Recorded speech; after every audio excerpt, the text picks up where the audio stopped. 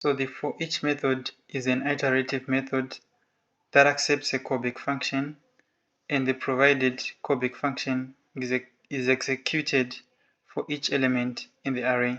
So I'm going to provide a callback function that is going to log all the entries in the fruits array.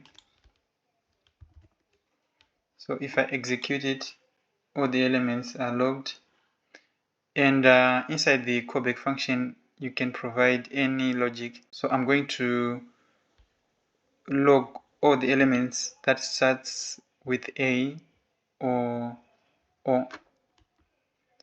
paste it. So if I execute it, you can see that only elements that start with A and O are executed. So thank you guys for watching. If you have any questions, feel free to comment in the comment section. Bye bye.